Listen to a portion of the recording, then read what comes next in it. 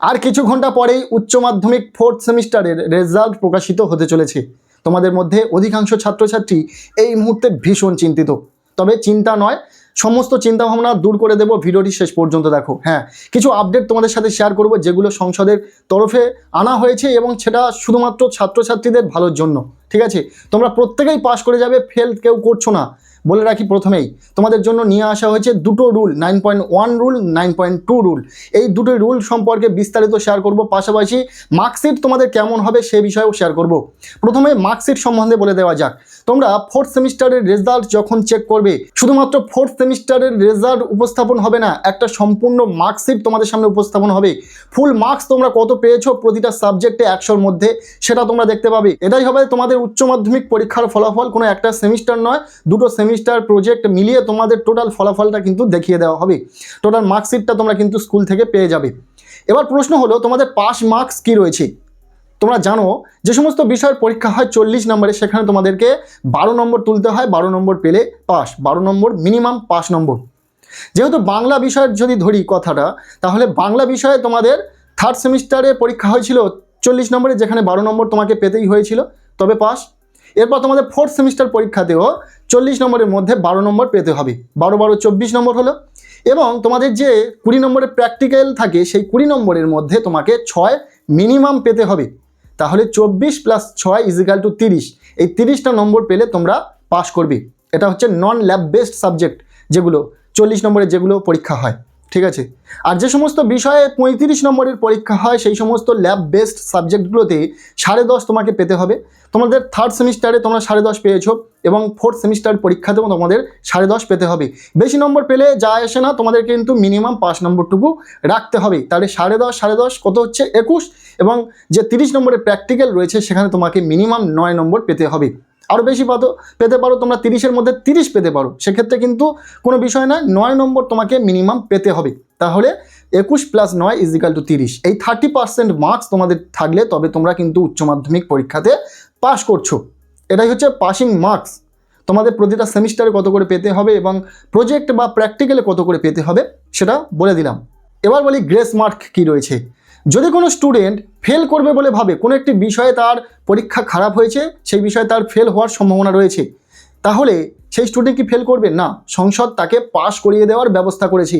তার জন্য দুটি রুল নিয়ে আসা হয়েছে, 9.1 রুল এবং 9.2 রুল। প্রথমে আলোচনা করা যাক 9.1 রুলটা কি। তোমার বেস্ট 5 সাবজেক্টে ধরো কোনো একটি বিষয়ের পরীক্ষা তোমার খারাপ হয়ে গেছে, বাংলা ইংরেজিতে তুমি পাস করে গেছো, কোনো একটি বিষয়ে ফলাফল ভালো হয়নি, 30 নম্বর পাওয়ার জায়গায় তুমি হয়তো পেয়েছো 28 বা 27। সেক্ষেত্রে তোমাকে সেই পাসিং মার্কসটা দিয়ে দেওয়া হবে।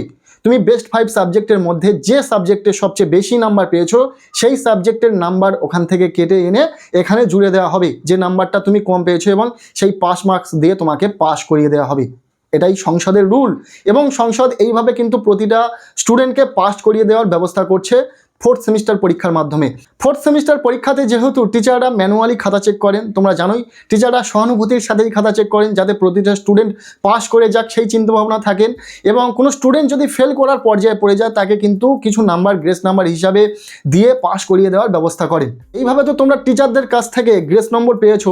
পাশাপাশি সংসদের তরফ থেকে 9.1 রুল যেটা আনা হয়েছে, সেখানে কিন্তু এইভাবে গ্রেস নাম্বার দেওয়ার ব্যবস্থা রয়েছে, যেখানে তুমি যে বিষয়ে সর্বোচ্চ নাম্বার পেয়েছো সেখান থেকে নাম্বার কেটে এনে তোমার বেস্ট 5 সাবজেক্টের মধ্যে যেটাতে নাম্বার কম, যেটাতে তুমি অকৃতকার্য করেছো 2-1 নাম্বারের জন্য, সেখানে কিন্তু সেই নাম্বারটা দিয়ে পাস করিয়ে দেওয়ার ব্যবস্থা করে দেওয়া হয়েছে।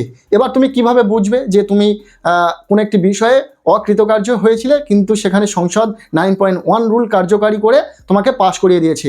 সেক্ষেত্রে তুমি যখন তোমার মার্কশিট হাতে পাবে, সেখানে কিন্তু যে সাবজেক্টের ক্ষেত্রে তোমার এই সমস্যাটা দেখা গেছিলো, সেই সাবজেক্টের পাশে কিন্তু স্টার চিহ্ন থাকবে। পাশাপাশি যে সাবজেক্টের নাম্বার তোমাকে কেটে এনে সেই জায়গায় বসানো হয়েছে, সেই সাবজেক্টের পাশে স্টার চিহ্ন থাকবে।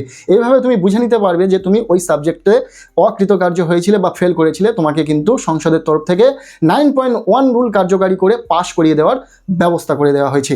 বিষয়টি আরও ভালোভাবে বললে বোঝাতে হয়, যদি তোমার বেস্ট 5 সাবজেক্টে বাংলা ইংরেজিতে তুমি পাস করে গেছো, আরও যে 3টি সাবজেক্ট রয়েছে সেখানে তোমার নাম্বার কম এসেছে কোনো একটি সাবজেক্টে, কিন্তু তুমি বাংলাতে সর্বোচ্চ নাম্বার পেয়েছো, তোমার ফিজিক্সে নাম্বার কম এসেছে, তুমি ফিজিক্সে পাস করতে পারোনি 2 নাম্বারের জন্য, সেখানে কিন্তু তোমার ওই বাংলাতে যেহেতু সর্বোচ্চ নাম্বার এসেছে, বেশি নাম্বার এসেছে, সেখান থেকে নাম্বার কেটে এনে তোমাকে ওই যে ফিজিক্সের নাম্বার কম সেখানে জুড়ে দেওয়া হবে 2 নাম্বার এবং তোমাকে পাস করে দেওয়া হবে।